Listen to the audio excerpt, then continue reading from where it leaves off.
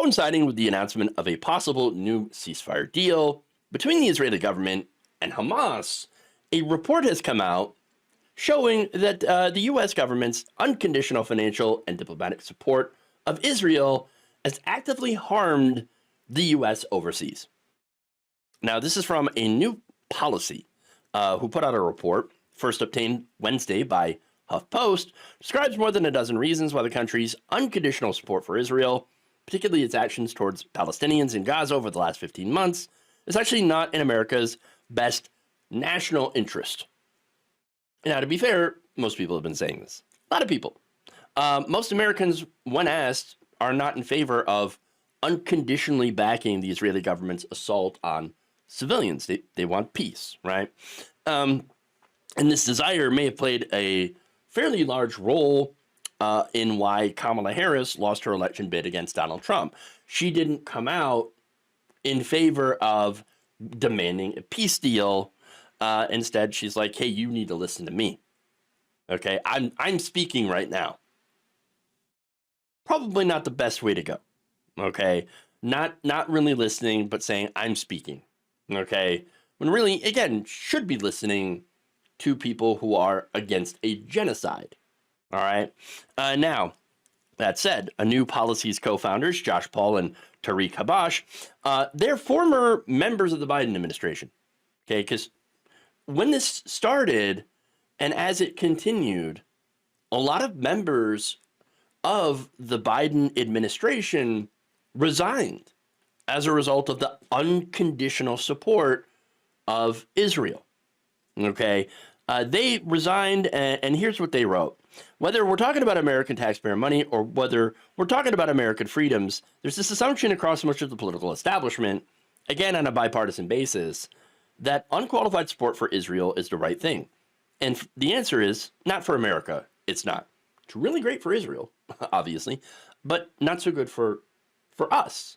We don't want our tax money going to bombing hospitals and schools. Okay.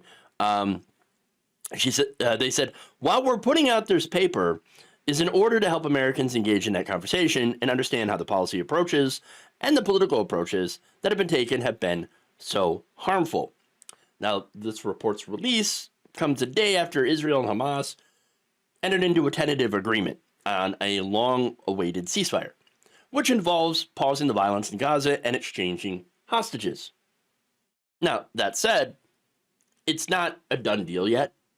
Prime Minister Netanyahu is having some issues getting the Israeli far right on board with any peace deal, specifically Finance Minister Bezalel Smotrich, whose support he needs to keep his coalition intact and to prevent the religious Zionism party from quitting the government.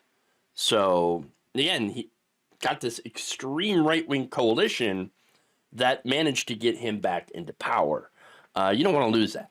So, no, of course, Smotrich insists on maintaining military control over the Philadelphia corridor, which is along the Gaza-Egypt border. That is a demand that has become a sticking point in these negotiations. It's a ceasefire. And so, because there is a chance that this could fall through, not good, right? Now, it's not because of Hamas, but because of Netanyahu's political ambitions to stay in power and to have a government. This is after, by the way, he was indicted for corruption. Now, Habash, who is a Palestinian American, did express some frustration that the Biden administration could have helped achieve a ceasefire because this ceasefire is pretty much identical to one that was rejected months ago.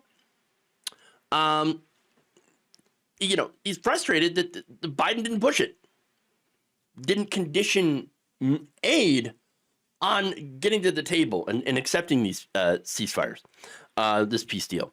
Joe Biden, he said, coming into office, was expected to reestablish America's role on a global stage, right? He's supposed to bring us back into the fold, to bring honor back to America. And yet, despite that, ends his presidency overseeing and facilitating, indirectly, directly, however you want to say it, a genocide of the Palestinian people.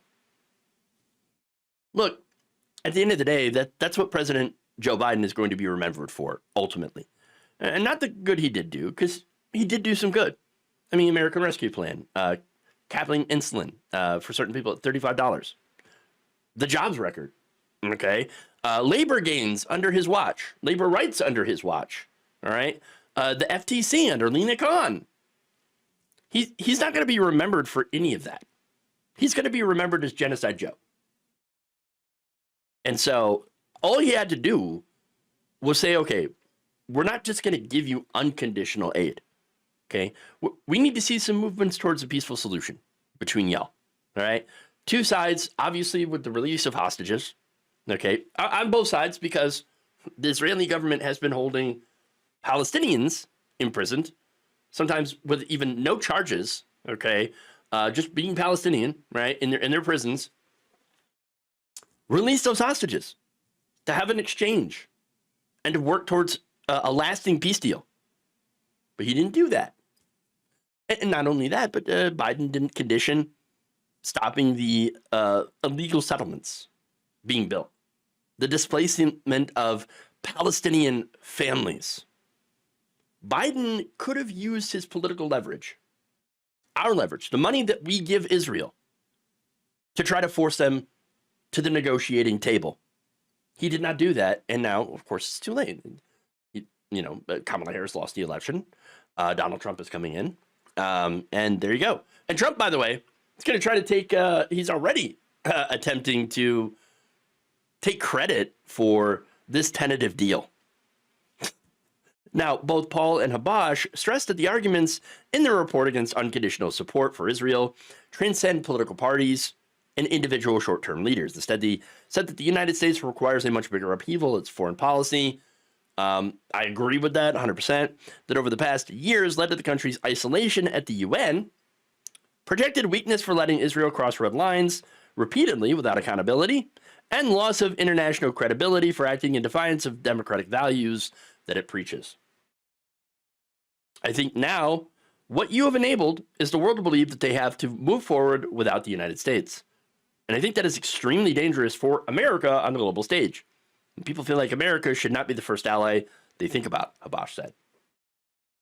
At the end of the day, there is no American interest of value more fundamental than the freedoms available to the American people.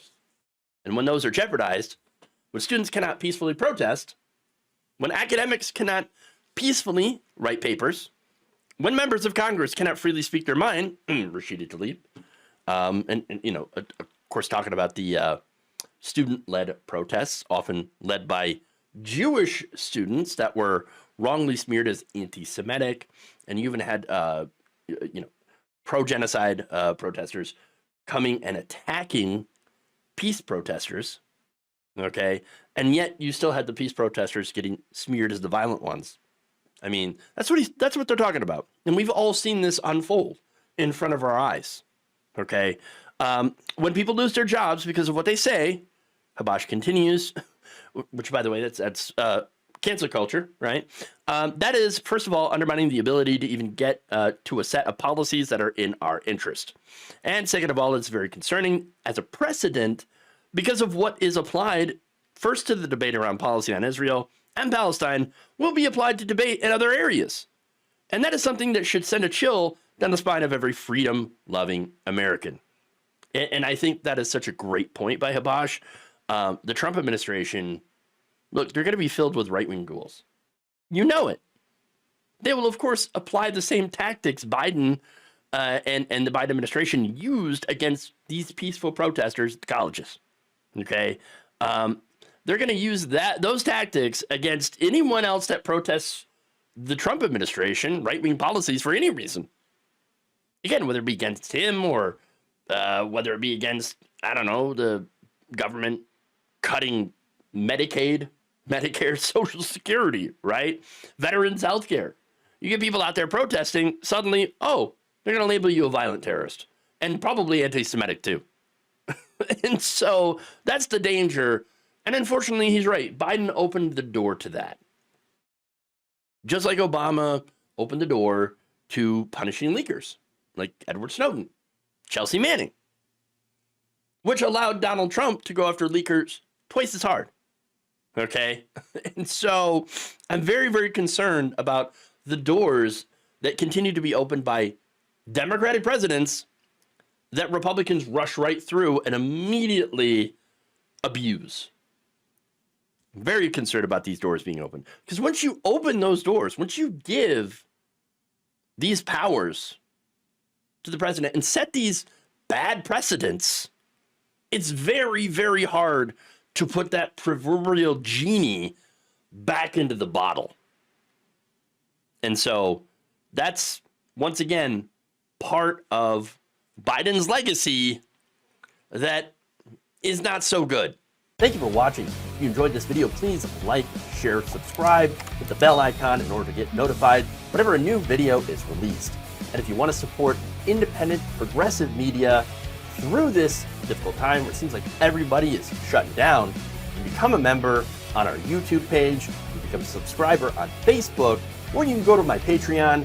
It's patreon.com/Jeff Waldorf. Thank you.